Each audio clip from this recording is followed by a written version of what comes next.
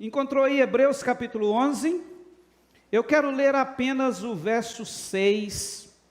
Eu vou ler na versão NAA, que diz assim, Hebreus capítulo 11, verso 6, diz assim: de fato, sem fé é impossível agradar a Deus, porque é necessário que aquele que se aproxima de Deus creia que Ele existe e que recompensa os que o buscam. Aleluia. Queridos, o que eu quero compartilhar com vocês nesse texto? Quando a gente lê este versículo da carta, aos Hebreus, a gente vê aqui as Sagradas Escrituras nos lembrando da importância central da fé no nosso relacionamento com Deus. A fé é a base da nossa conexão com Ele, pois acreditar na sua existência é o primeiro passo que precisa acontecer, existir na vida do ser humano. Amém? Para que haja essa conexão, para que haja, essa vida de aproximação de Deus. Mas esse versículo, ele vai além. O escritor enfatiza aqui que Deus recompensa aqueles que o buscam. Você gosta de recompensa? Então busque a Deus. Hoje eu vou pegar vocês, diga isso para a pessoa que está do seu lado, você gosta de recompensa? Então busque a Deus, criatura. Amém? Porque se existe alguém que pode nos recompensar com muitas coisas preciosas, é Deus. Amém? Ele é o Todo-Poderoso. Agora, se a fé é a base do nosso relacionamento com Deus, nós precisamos entender também que, para agradá-lo, não basta apenas reconhecer sua existência intelectualmente. É necessário também um profundo compromisso, profundo e contínuo compromisso de buscar a sua presença e também de viver uma vida de acordo com a sua palavra. Porque crer em Deus por crer não vai resolver muita coisa na sua vida. Amém? Agora, quando a gente assume esse compromisso de buscar a sua presença e viver de acordo com a sua palavra, queridos, isso muda todo o contexto que somos envolvidos na presença do Deus que nós cremos. E essa fé, esse tipo de fé que nos leva a assumir esse compromisso, ela envolve entrega, confiança e esperança. Mesmo quando não podemos ver ou entender plenamente ou quase nada do que está acontecendo conosco e também os caminhos de Deus para nós. Nós nos mantemos numa posição de entrega, confiança e esperança. Então, o assunto em torno do qual eu quero falar é exatamente sobre isto, fé e esperança. E a intenção, queridos, nesta oportunidade é de nos levar a pensar sobre a fé que temos nutrido em Deus e se realmente temos mantido uma esperança viva diante de tudo aquilo que Ele prometeu a nós, de tudo aquilo que Ele tem falado a nosso respeito.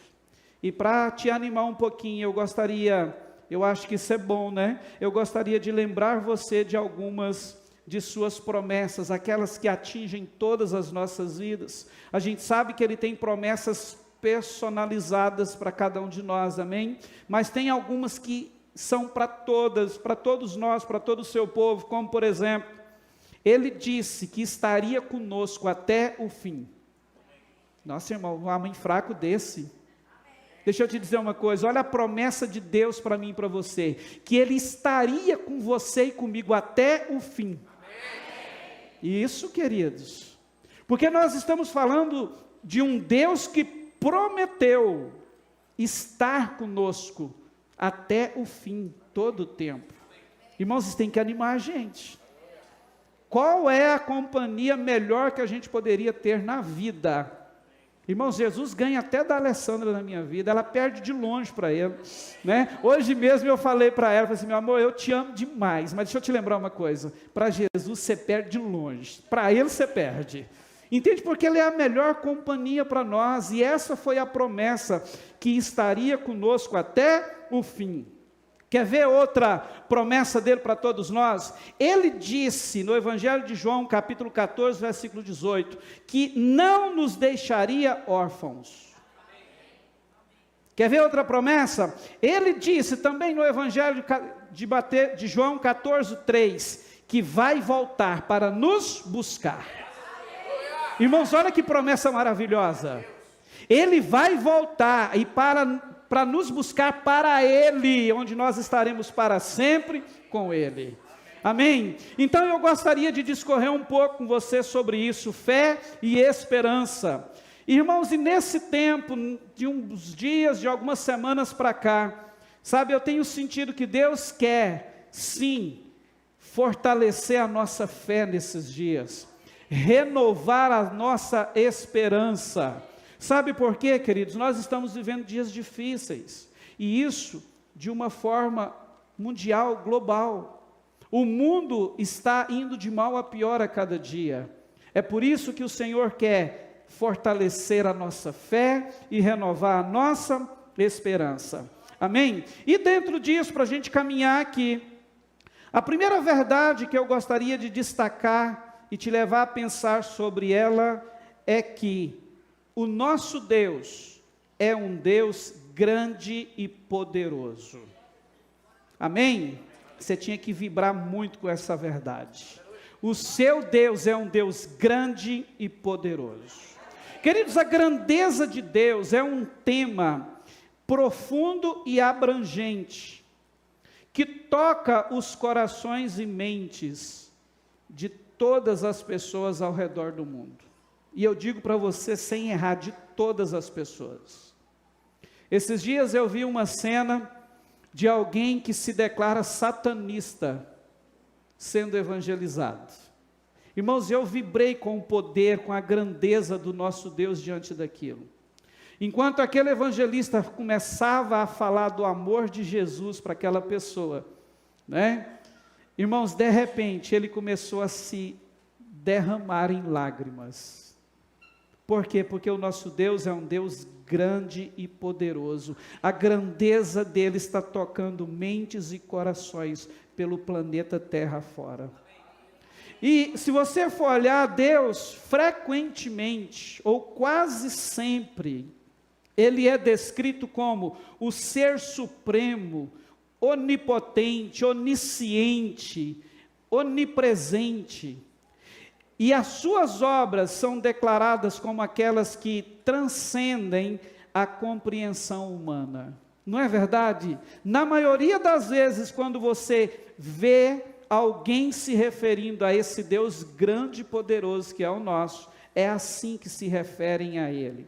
A grandeza dele se manifesta, por exemplo, na vastidão do universo, né? Onde cada estrela, cada planeta, cada galáxia testemunha o tempo todo o seu poder, o poder do seu Criador. Quando você olha as leis da natureza, tão precisamente ordenadas, elas estão com isso refletindo a inteligência do Deus grande e poderoso, que é infinita, que ninguém domina, que ninguém controla. O ciclo das estações, a beleza das paisagens e toda essa complexidade da vida, em tudo isso, a gente vê Deus se revelando na harmonia, no propósito, né, da criação, né, no andamento das coisas que giram em torno da criação. Todas, queridos, estão ali atribuindo louvor, glória e honra a um Deus grande e poderoso, grandioso, que domina sobre tudo o tempo todo.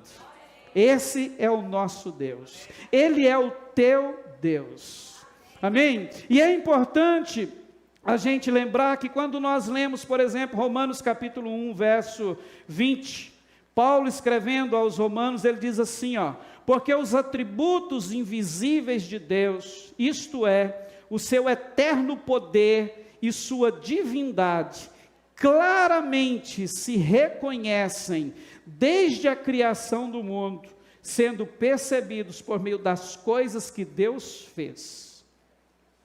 É impossível alguém não olhar para a criação e não reconhecer que existe um Deus grande, poderoso, um Criador por detrás de tudo isso.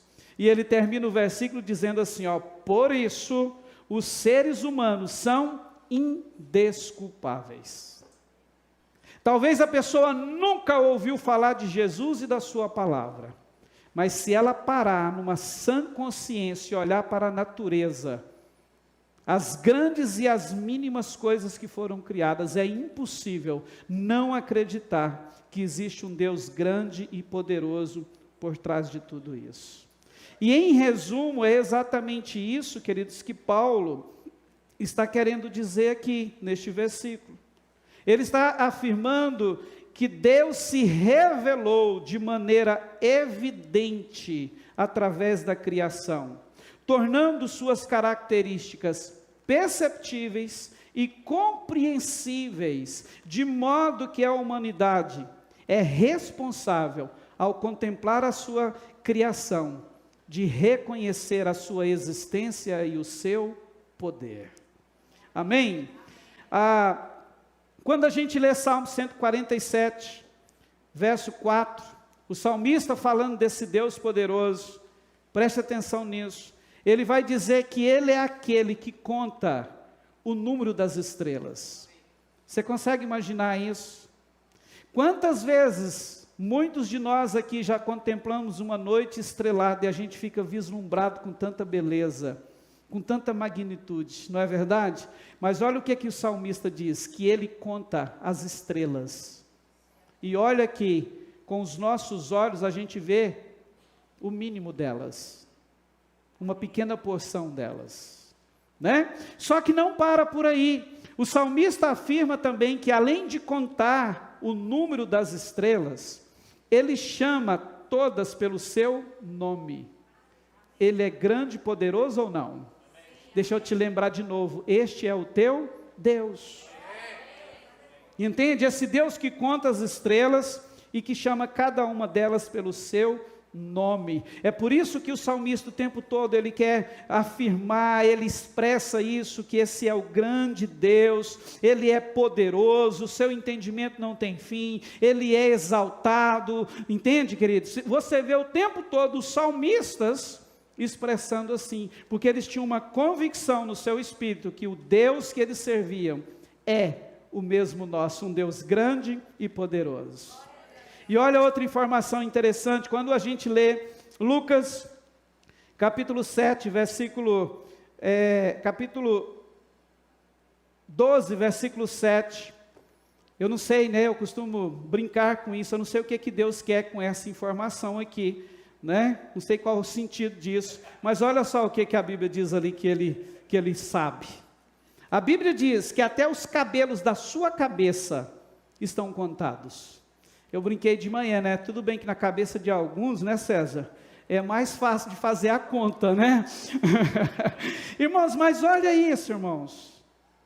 Até os cabelos da sua cabeça são contados. E por quem? Quem que você acha que tem esse poder? É o Senhor. Né? E isso, queridos, serve para demonstrar para nós a sua grandeza e o seu poder. A grandeza e o poder do nosso Deus. Amém? É esse o Deus que nós temos. Nós não servimos um Deus que tem boca e não fala, que tem ouvidos e não ouve, não escuta, que tem olhos e não vê. Nós servimos um Deus grande e poderoso. E isso precisa mexer com a gente, mexer com a nossa estrutura o tempo todo. Portanto, mesmo diante dessa tamanha verdade acerca de Deus, do nosso Deus, dessa consciência de que Ele é esse Deus grande e poderoso, nós precisamos falar de algo que acontece com muitos cristãos. E eu quero que você, mais do que nunca, preste atenção nisso. Queridos, é comum que no decorrer da caminhada, alguns de nós nos depararmos com momentos que tendemos a esmorecer na fé, a fraquejar na fé. Ou seja, nós somos tendenciosos a perder o ânimo, perder as forças, nos enfraquecer na nossa confiança e na nossa busca pela presença do Senhor. É verdade ou não? Mesmo sabedores da grandeza e do poder do nosso Deus. Porém, como Deus é um Deus misericordioso e Pai amoroso, todas as vezes que Ele olha para nós, para cada cristão e nos encontra nessas condições, o que a gente percebe, que a gente entende e vive? Ele derrama mais de sua graça, mais do seu favor em nossas vidas. Porque Ele quer nos remover dessa condição, Ele quer nos renovar, Ele quer nos trazer de volta para o centro da sua vontade, para uma vida de uma fé forte e uma esperança renovada, uma esperança grande, profunda na pessoa, na presença dele o tempo todo. Amém? E partindo desse princípio aqui, ou desse ponto aqui, que é uma verdade, por mais que a gente crê e temos um Deus grande, quantos de nós vivemos assim? Quantas vezes no decorrer da nossa caminhada cristã, a gente se encontrou nesse momento? Parece que a fé nem existe mais. Você olha, sabe de toda a verdade sobre o seu Deus, mas não consegue ter uma fé à altura do Deus que você tem. O que afeta completamente o seu comportamento, o seu dia a dia. Não é verdade? Parece que você crê e não crê. Parece que a sua fé passa a ser aquela fé que não faz diferença nenhuma. Irmãos, como é difícil. E todos nós vivemos momentos assim. Talvez muitos ou alguns dos que estão aqui estão exatamente vivendo isso. Crê, mas está sem forças até para buscar a Deus. Sabe? Não deseja muito a sua presença, perdeu a paixão, não tem força nenhuma de se entregar, de se lançar na presença dEle, para que Ele possa vir e se manifestar como Deus grande e poderoso que é na sua vida. Então, se estamos assim, o que fazer? O que Deus está nos direcionando nesses dias? Primeira coisa, Deus deseja fortalecer, queridos, essa fé e renovar essa esperança dentro de nós. Eu preciso que você entenda isso. Por mais que ela esteja esmorecida, sem esperança nenhuma no coração, Deus está aqui para sacudir a sua estrutura hoje e demonstrar que por causa dele, você pode retomar uma caminhada de vitória, de sucesso, de vida abundante, porque é isso que Jesus disse que veio nos trazer. Eu vim para que tenham vida e a tenham em... É outra promessa maravilhosa que nós não podemos abrir mão dela. Muitas vezes eu olho para essa palavra de Jesus e digo assim: Jesus, eu quero viver para viver essa vida abundante que o Senhor disse que veio trazer para mim. Agora, como viver isso? Sem uma fé viva, forte e uma esperança firmada na pessoa, nas promessas dele. Agora, para que ele possa fortalecer a nossa fé e renovar a nossa esperança, o convite que ele nos faz nesta noite tem duas vertentes. Primeiro ele quer nos levar a fazer uma retrospectiva da nossa história, da nossa existência. Porque, preste atenção numa coisa, se você começar agora a pensar em toda a sua trajetória de vida cristã, ou de existência humana, todos, eu falo isso sem medo de errar, todos aqui vão encontrar momentos na sua história, onde você vai olhar e dizer assim, uau, se Deus não tivesse entrado naquele negócio, tinha dado ruim. É verdade ou não? E em muitos casos, queridos, desses que essa retrospectiva vai trazer à nossa memória, você vai entender que era só Deus que poderia fazer. E talvez porque você pediu, algumas vezes você nem pedia porque não conseguia pedir mais. E eu quero te dizer que a Bíblia diz que quando nós não sabemos e não conseguimos orar, o próprio Espírito intercede por nós com gemidos inexprimíveis. Talvez você nem tinha força para pedir, mas de repente, uma intervenção divina veio e mudou o quadro, e mudou a situação. Enquanto eu estou falando, faça essa retrospectiva, e tente colocar isso como algo de destaque na sua mente e no seu coração. Faça o que a Bíblia diz em Lamentações 3:21. Sabe o que está escrito lá? Eu quero trazer à memória o que me dá esperança. Sabe, todas as vezes que nós olhamos para a nossa jornada, para a nossa caminhada, e ao invés de olhar para aquilo que deu ruim, que não deu certo, a gente começa a olhar para aquilo que Deus fez, para os milagres, os momentos de intervenções, irmãos, a gente vai olhar para ele e dizer assim, uau, se ele fez lá, o que impede ele de continuar fazendo aqui? Se ele fez naquele tempo, o que impede ele de continuar se movendo, intervindo nas minhas questões hoje? Percebe? Isso renova, transforma o nosso coração, nos dá esperança, nos leva a crer de novo. Quantos de nós, queridos, no início da nossa jornada cristã, tínhamos uma fé que parece que nada nos travava? Não é verdade? Eu me lembro, por exemplo, do milagre que aconteceu na minha casa, quando a minha mãe foi curada de chagas. Irmãos, eu, um menino de 15 para 16 anos, nós estávamos numa vigília. De repente, no meio daquele grupo, eu não sei explicar até hoje como que foi isso, mas a impressão que eu tive é que Deus falou audivelmente comigo no meio daquela bagunça pentecostal. Sabe?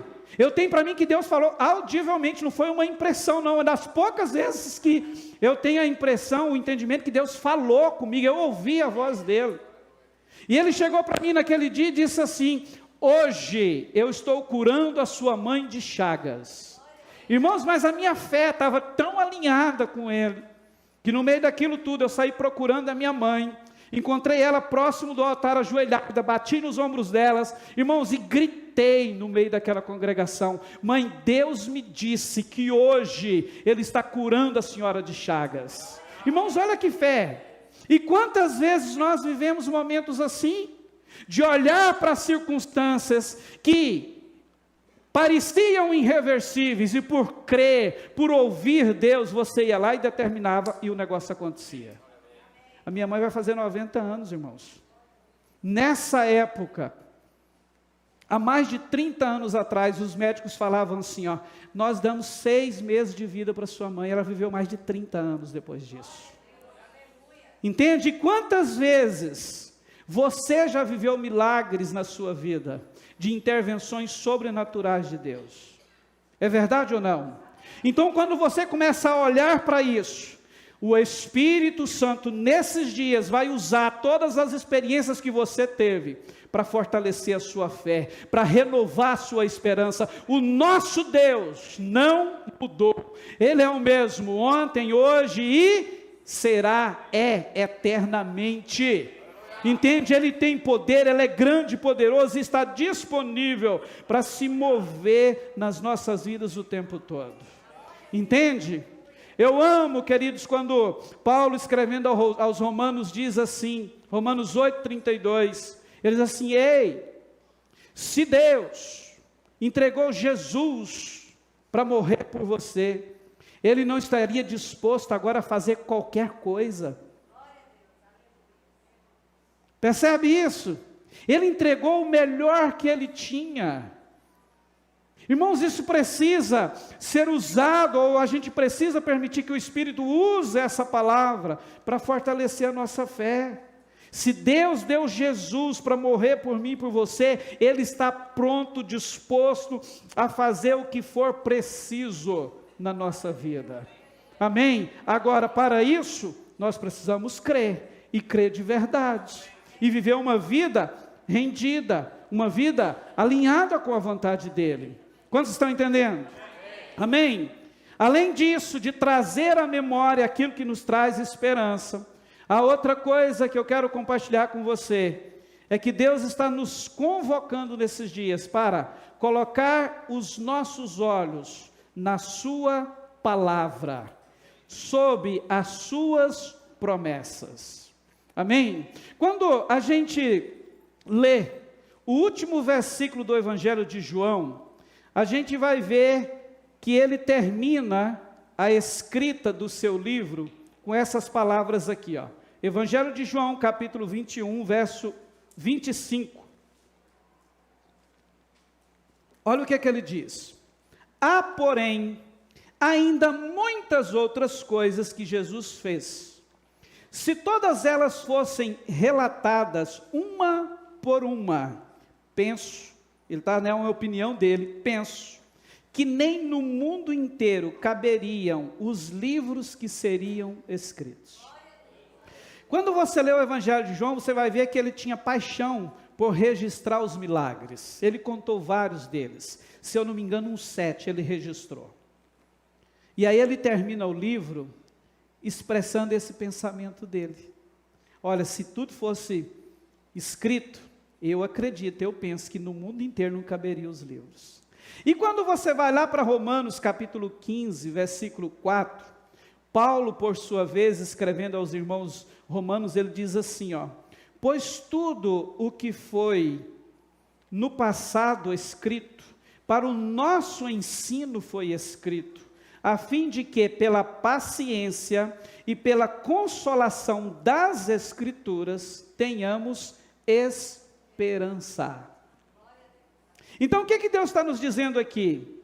Que da mesma forma que quando nós olhamos para a nossa vida regressa, para o nosso passado, e podemos testificar de momentos que Deus interviu em situações pontuais na nossa vida, quando a gente olha para a sua palavra, ela vai nos apresentar testemunhos, histórias que nos inspiram a continuar crendo nesse Deus que é grande e todo-poderoso. E agora, quando você olha para a Bíblia Sagrada, você vai ver que ela está recheada de Gênesis a Apocalipse, dessas histórias. É verdade ou não? E diante disso, eu quero destacar pelo menos 2 com você, para que o Espírito Santo possa usá-las para este fim, fortalecer a nossa fé e renovar a nossa esperança hoje neste lugar. Amém? Bora lá? A primeira história que eu quero, inspiradora, que eu quero compartilhar com você, ela está registrada no capítulo 5 de Marcos, também no capítulo 8 de Lucas, que é a história de Jairo, que tinha uma filhinha que havia adoecido. Quando você lê, eu gosto muito da narrativa que Marcos faz, porque ela traz detalhes impressionantes do acontecido. Você vai ver, queridos, que esse homem era um chefe da sinagoga, e de repente a sua filha fica enferma. Comece a pensar comigo nesse momento. Quem tem filho consegue, de uma forma mais profunda, viajar nessa história, na sua dificuldade e complexidade. A filha desse homem adoece, e o estado dela vai piorando. Sabe aquela sensação que se tem, que vai de mal a pior a cada momento? Era isso que Jairo viveu com a sua filha. Ia complicando, ia complicando. E o que Jairo fez? A Bíblia diz que ele procurou Jesus. E quando ele chega diante de Jesus, a Bíblia vai nos dizer que ele se prostra diante dele. E aqui, queridos, começa a Bíblia, a desvendar, a trazer algo que nós precisamos entender. Lembra que nós falamos lá atrás que não basta apenas crer intelectualmente na existência de um Deus, mas que precisa ter uma vida de compromisso, busca pela sua presença.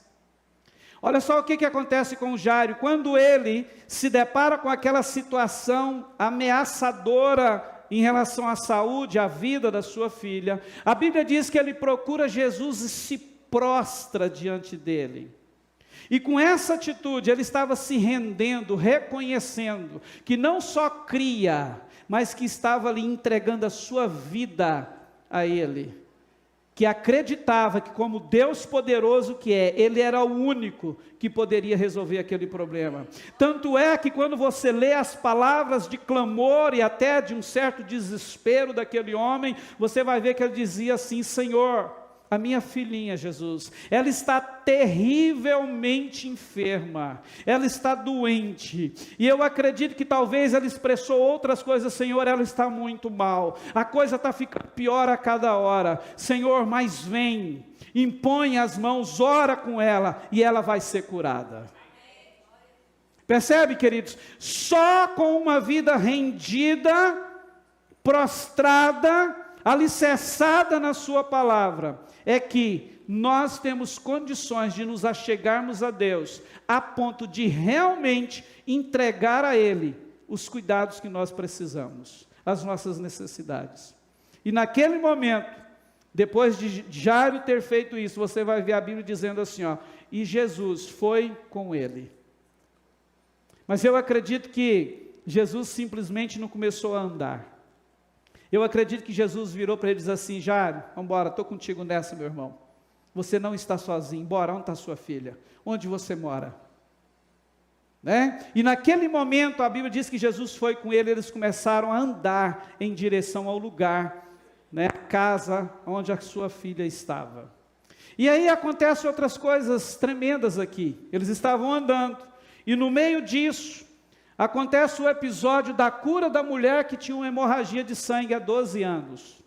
Interessante que a menina também tinha 12 anos, né? E de repente Jesus está ali, Marcos vai dizer que cercado, apertado pela multidão, e agora ele começa a contar a história dessa mulher, que viu aquela situação, Jesus passando, né? E de repente ela ouviu falar dos milagres que ele operava, 12 anos, uma hemorragia, sangue indo. Talvez o sentimento daquela mulher era que todo o tempo a vida dela estava indo ralo abaixo, estava indo também de mal a pior, e no meio daquele quadro terrível, ela olha para aquela multidão, vê Jesus cercado por ela, e diz assim: mas se pelo menos, irmãos, olha a fé, mas se pelo menos eu tocar no seu vestido, nas suas vestes, eu serei curada.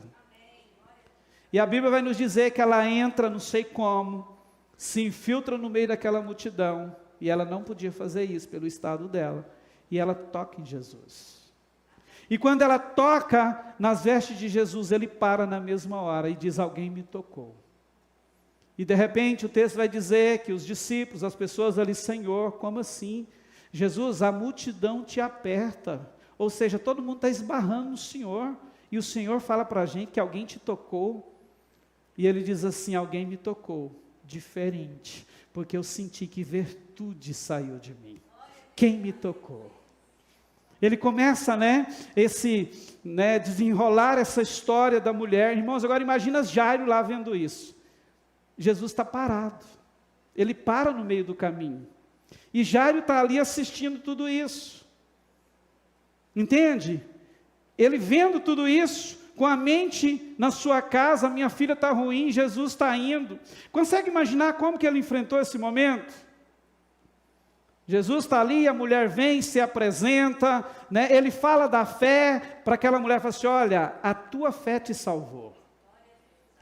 Mas enquanto ele está resolvendo a questão com a mulher, você vai ver a Bíblia dizendo que chega alguém da casa de Jairo, com mais uma notícia para ele, que a situação tinha piorado mais um pouquinho. Aquelas pessoas chegam para ele e dizem assim: Jairo, deixa eu te dizer uma coisa, não precisa mais você incomodar Jesus. A sua filha morreu. Não tem mais jeito. Não precisa, Jairo, já era, acabou. Queridos, quantas vezes nós enfrentamos situações nesse mesmo contexto? Talvez não de morte, mas o contexto é o mesmo. A gente passa por um momento difícil, a situação está delicada, muitas vezes você não consegue crer, e na maioria das vezes, quando você consegue olhar para Deus e ir para Ele, e depositar aquilo nos pés dele, começando a crer de novo, a acreditar que Ele vai mudar o quadro, aí vem os abutres. Que bobagem, não adianta, o casamento não tem jeito, esse homem não muda, isso é uma peste, essa mulher não muda, isso não presta, acabou, isso não vai mudar, já era, morreu, é divórcio, é fracasso. Irmãos, é assim ou não?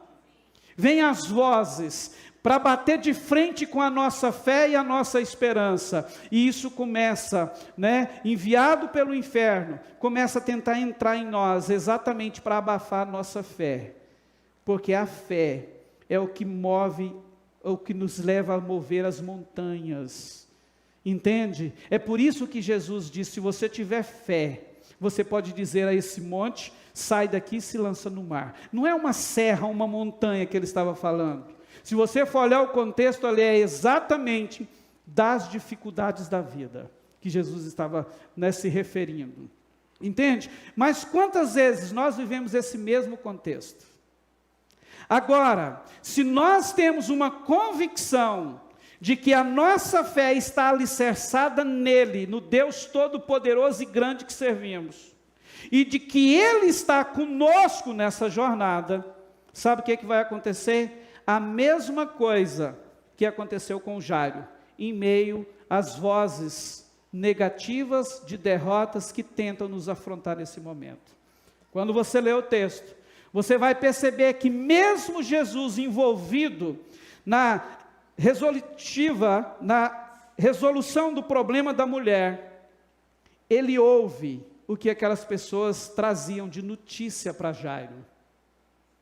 Ele estava terminando a tratativa com a mulher, enquanto as pessoas chegam. E quando ele escuta aquilo, você vai ver Marcos dizer que Jesus, sem considerar aquelas palavras, vira para Jairo e diz assim, Jairo, continua crendo.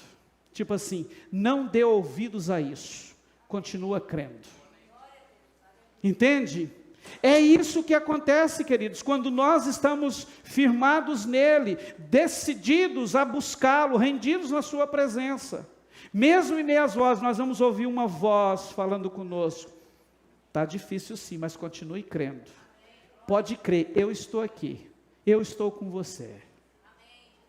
Termina a tratativa com a mulher, continua a caminhada, e quando eles chegam lá, qual que é a realidade da coisa?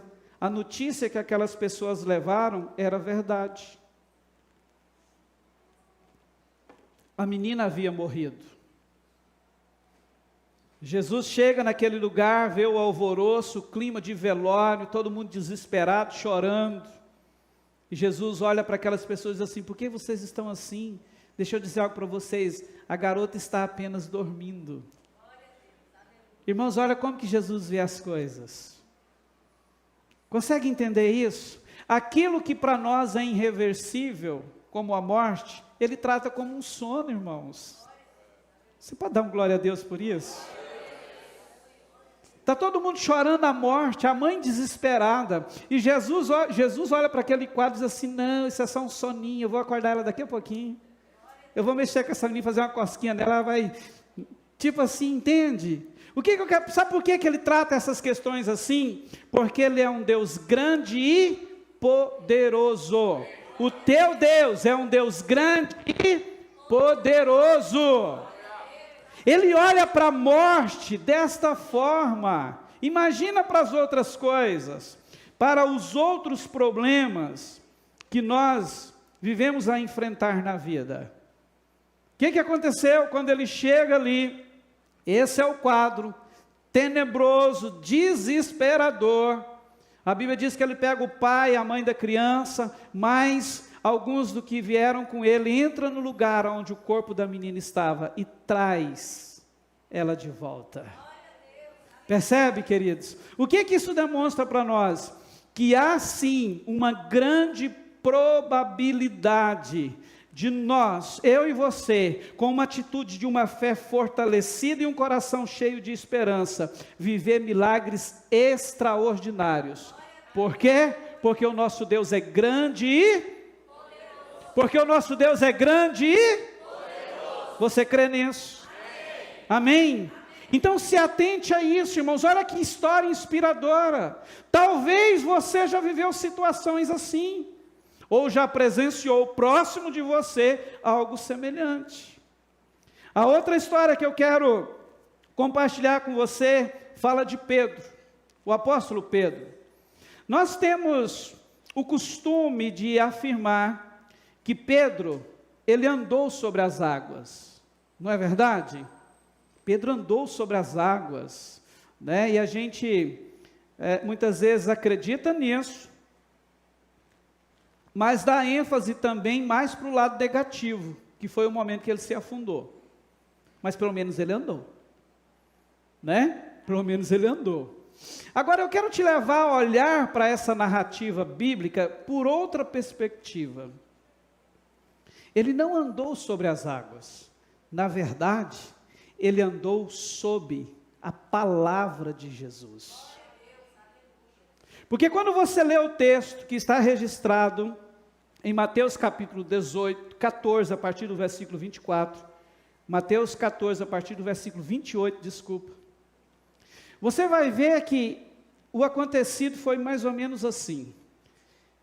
Termina os trabalhos do dia, Jesus libera os discípulos para ir para a outra banda do mar, e ele fica no lugar, vai orar um período da noite sozinho. Olha, irmãos, que interessante, Jesus orava. Legal isso, né?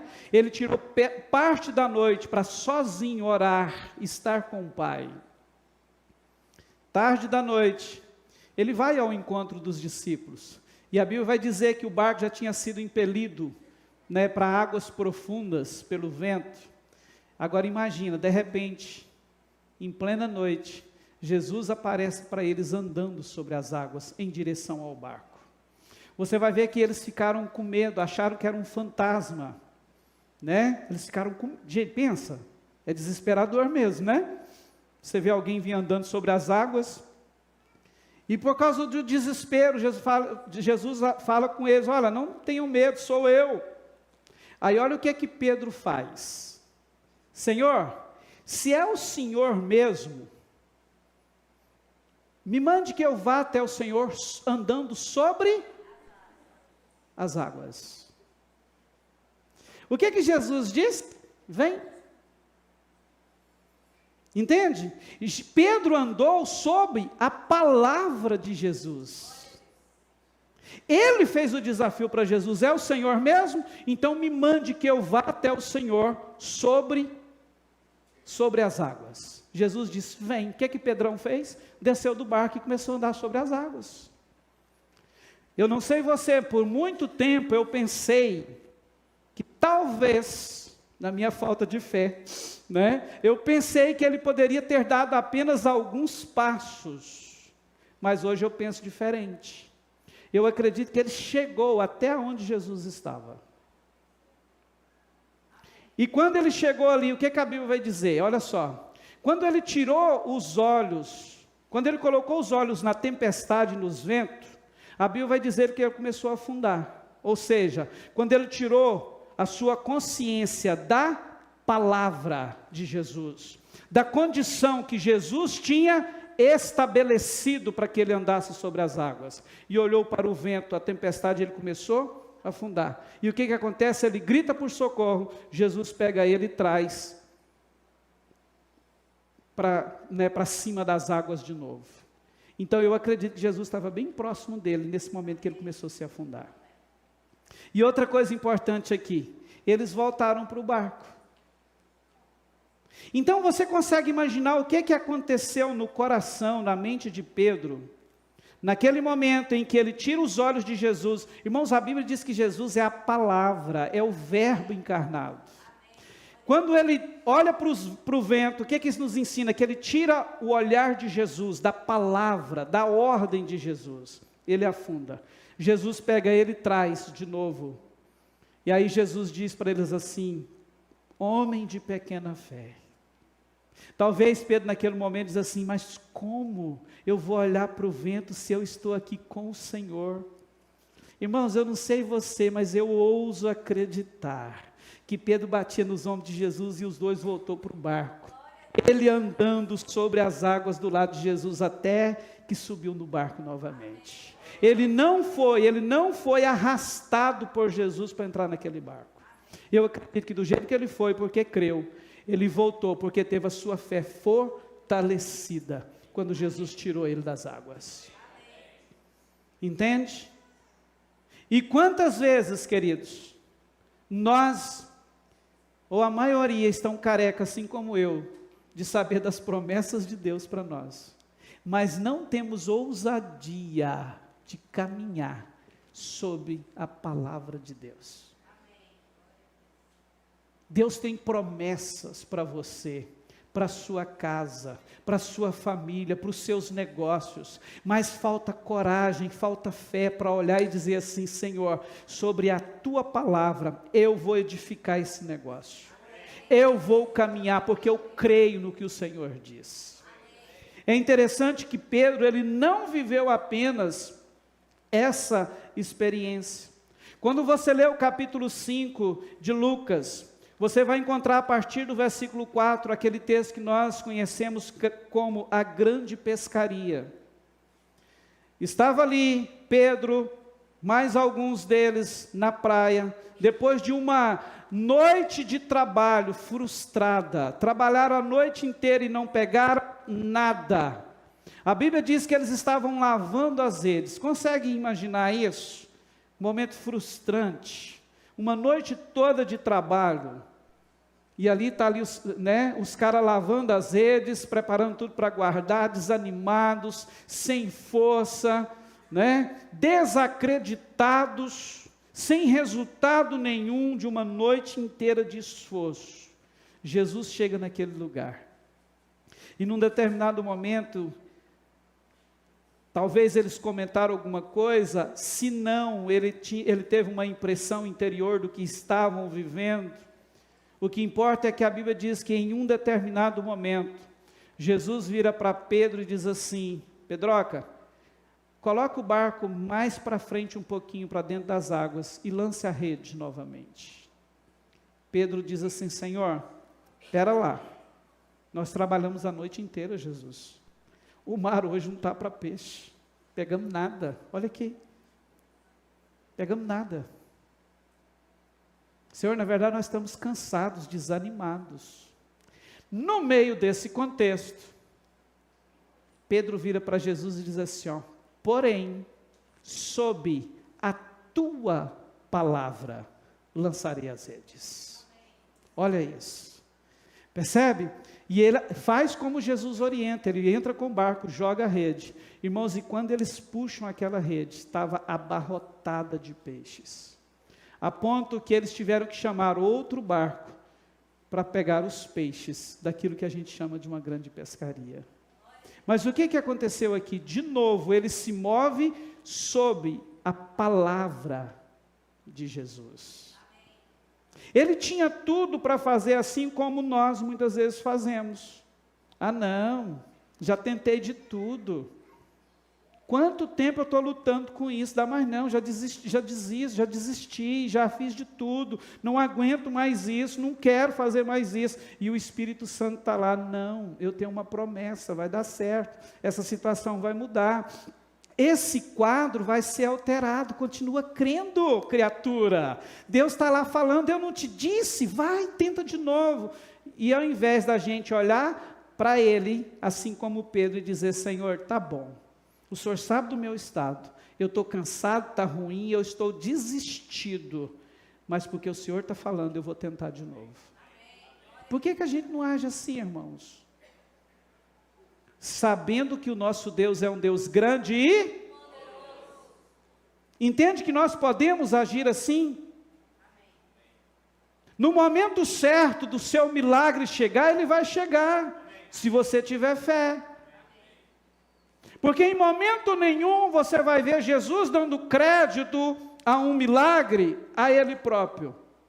Mas ele vai sempre dizer: a tua fé te salvou. Porque você creu, aconteceu. Entende? Deus está querendo nos mover para essa dimensão de fé e comportamento na presença dEle. Senhor, a situação é essa, mas porque o Senhor disse, eu não vou desistir, eu vou continuar crendo, caminhando sob a Tua palavra. Amém? Isso nós aprendemos com essas narrativas de Pedro. Que talvez o nosso comportamento tem sido o oposto de tudo isso. Se você for olhar tanto para Jairo quanto para Pedro, na maioria das vezes, quando a gente se depara com um problema, como Jairo se deparou, quantos de nós recorremos a todas as alternativas possíveis para resolver os nossos problemas? É verdade ou não? E quando se esgota todas elas, nós ainda temos, me desculpa a expressão, a insensatez de, na maioria das vezes, nos expressarmos assim, ó: agora só resta Deus. Irmãos, como se Ele fosse uma alternativa qualquer. Mas Ele não é uma alternativa qualquer, Ele é a única alternativa que nos garante resolução de problema, milagre, sucesso, poder ser manifestado. É assim ou não? Pode até ser que Jairo tenha recorrido a outras questões para resolver o problema da mulher, porém a Bíblia não registra isso. Então ele me dá o direito de acreditar que quando a filha adoeceu, ele foi direto para quem tinha o poder de resolver o problema. E é o que aconteceu. Você sabe por que eu acredito nisso? Porque quando você lê a história da mulher do fluxo de sangue, você vai ver que a Bíblia diz assim, ó, que ela sofria de uma hemorragia há 12 anos e que ela já tinha gastado tudo o que tinha com os médicos da época e nada e ninguém podia resolver o problema dela. Então, um paradoxo à história, aquilo que a mulher viveu, tem a narrativa de Jairo, que eu acredito que agiu diferente. Ao invés de procurar outras alternativas, quando o problema bateu, ele não fez como a mulher fez, ele foi no Deus grande e poderoso. E teve a resposta de um jeito extraordinário. Entende? Entenda uma coisa, uma fé forte e uma esperança renovada pode nos levar a viver isso o tempo todo. Amém? E todas as vezes que a gente sentir, queridos, que a nossa fé está esmorecendo, que as forças estão indo embora, há meios que Deus vai usar sempre para fortalecer a nossa fé, para renovar a nossa esperança, para nos fazer permanecer de pé na presença dEle com os olhos fintos no nosso Redentor, porque Ele vive e reina para sempre. Amém? Pode ter certeza disso. Sabe por quê? Ele não nos deixa só. Amém? Você crê nisso? Para caminhar já para o encerramento, depois de dizer tudo isso, eu preciso destacar algo também. Por quê, queridos? Muitas vezes, em algumas ministrações como essa, pode correr o risco que nós estamos tentando passar uma imagem que tudo na vida vai terminar sempre bem. Vai, mas a gente precisa entender o contexto. Com Jesus sempre vai terminar bem. Amém? Mas humanamente falando, nós precisamos entender o contexto de cada caso, de cada acontecimento, de cada situação, né? De tudo que envolve a nossa vida. E dentro disso, algo que precisa ser dito, é que em momento nenhum Jesus prometeu que não teríamos aflições e perdas nesta vida.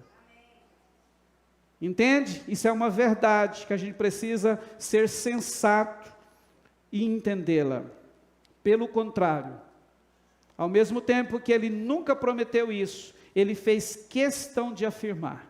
Quando você lê o capítulo 16 do Evangelho de João, versículo 33, você vai encontrar ele dizendo assim: ei, no mundo vocês terão aflições. Ou seja, pensa numa pedreira que vocês vão enfrentar nessa vida. Pensa num monte de problema que vocês vão se deparar na vida. É isso que ele estava querendo dizer quando ele expressou assim: no mundo vocês vão ter aflições. E pensa num negócio que não precisa nem da gente desejar, né, irmãos? Elas aparecem assim, parece que brota do chão muitas vezes. Mas percebe o que Jesus disse? Olha, ele deixou claro: vocês terão, viu? Aflições. Vocês terão.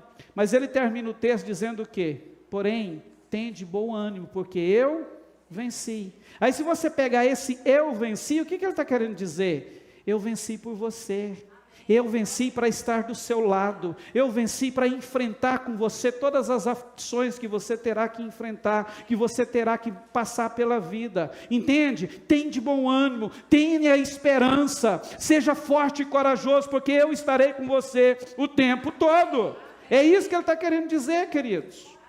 Por quê? Precisamos ser realistas e entender que nem todas as coisas ou as causas que sobrevém a nós, terá aquele fim que pensamos ser o melhor sempre. Não é bem assim. Por exemplo, em muitos casos, nós teremos que enfrentar a dor da partida de alguém que amamos. É verdade ou não? Por mais que ele tenha o poder de ressuscitar, como ele fez com a filha de Jairo, mas muitas vezes nós teremos que nos deparar com essa realidade. Chegou o momento da partida e nós vamos ter que dizer tchau para alguém que amamos. Deus não vai ressuscitar, Ele só vai ressuscitar se houver um propósito maior do que aquele momento, como aconteceu com a filha de Jairo. E isso é fácil ou não?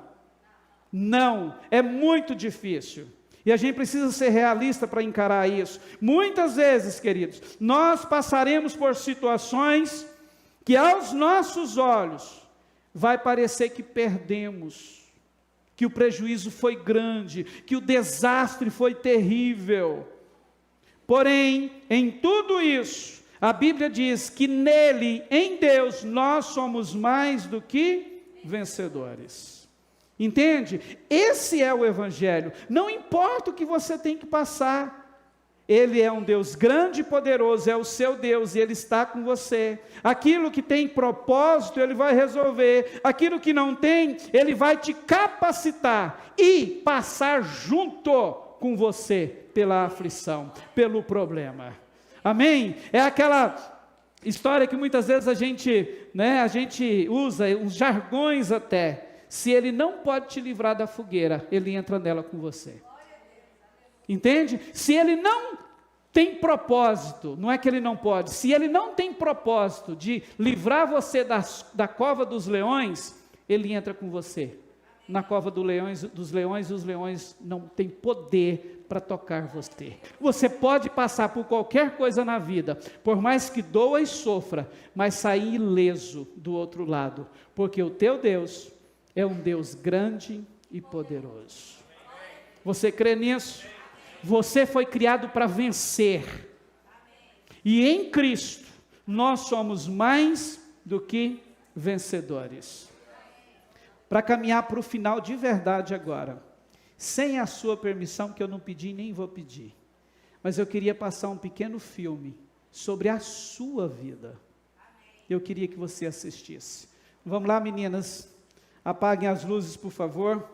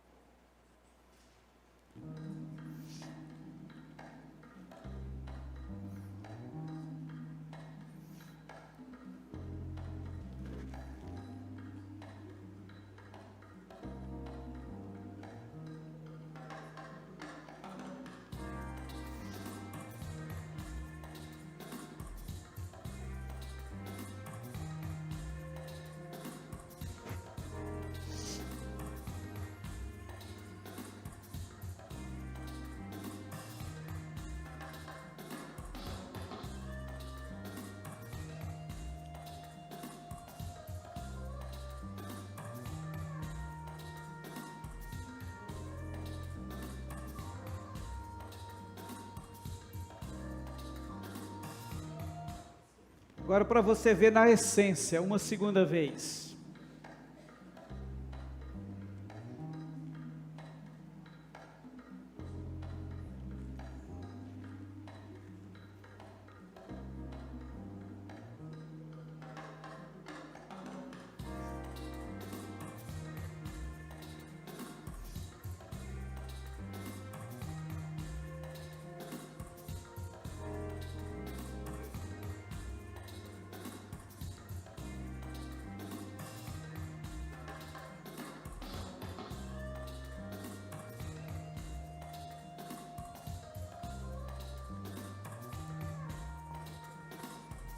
Você sabe o que é isso?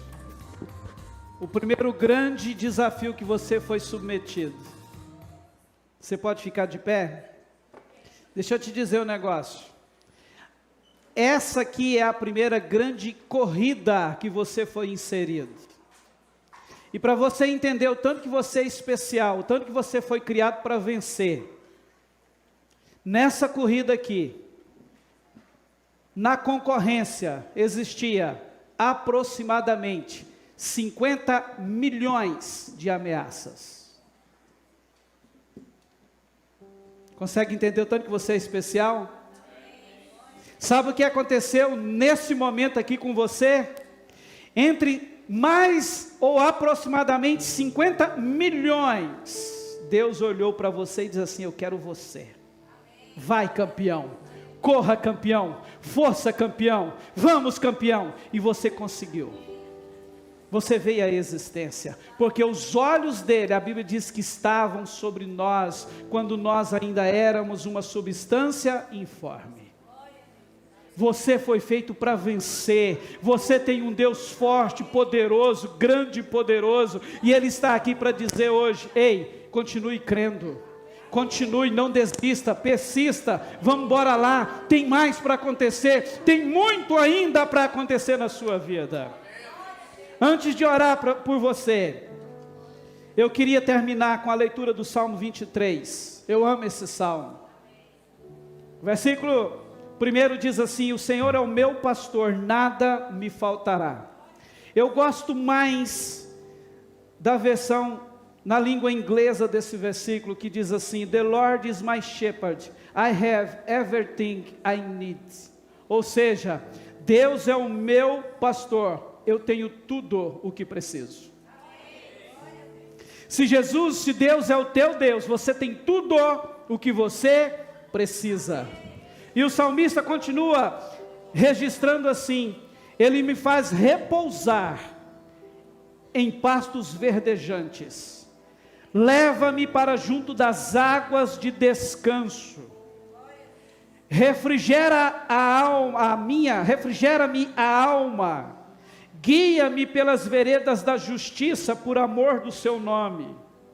Olha isso aqui. Ainda que eu ande pelo vale da sombra da morte, não temerei mal nenhum, porque tu estás comigo. O teu bordão e o teu cajado me consolam. Preparas uma mesa na presença dos meus adversários, unges a minha cabeça com óleo, o meu cálice transborda. Bondade e misericórdia certamente me seguirão todos os dias da minha vida, e habitarei na casa do Senhor para todo o sempre. Essa é a verdade sobre você. Sabe por quê? Porque o teu Deus é um Deus grande e, vamos lá, poderoso. O teu Deus é grande e poderoso. Você é especial para Ele. Ele tem um compromisso com você. Ele não abre mão de te conduzir em vitória. Você pode receber isso nesse momento. Eu quero orar, queridos, agora. Eu quero declarar que a nossa fé está sendo fortalecida e a nossa esperança renovada, transformada nesses dias. Você crê nisso? Coloque as suas mãos em posição de receber, que também é uma posição de rendição a Ele. E derrame o seu coração agora na presença dEle. Espírito Santo, eu quero apresentar a Ti neste momento, Deus, a minha vida e a vida de cada um dos meus irmãos e irmãs que estão aqui. Pai, acreditando na Tua palavra e sob a Tua palavra, eu quero profetizar, Senhor, sobre a nossa vida, uma fé fortalecida, uma esperança renovada, ó Deus, para que possamos de pé, com o Senhor, diante do Senhor, continuar todos os enfrentamentos que essa vida nos reserva, crendo sempre, Deus, que o Senhor faz mais do que vencedores, que todas as coisas cooperam para o bem daqueles que Te amam, daqueles que são chamados segundo o Seu decreto. Em nome de Jesus, ó Deus, nós cremos, ó Pai, que o Teu propósito é real, a Tua vontade é real, e nós vamos vivê-la. Nós não vamos abrir mão, nós vamos desistir hoje, é de desistir, porque nós cremos, temos esperança, e vamos continuar caminhando com o Senhor em todo o tempo, porque essa verdade aqui, Senhor, é sobre a minha vida, é sobre a vida dos meus irmãos. Senhor, todos os dias a Tua bondade e a Tua misericórdia nos seguirá. Todos os dias o Senhor se faz presente, e nós habitaremos na Tua presença eternamente, hoje e eternamente, em nome de Jesus. Aleluia.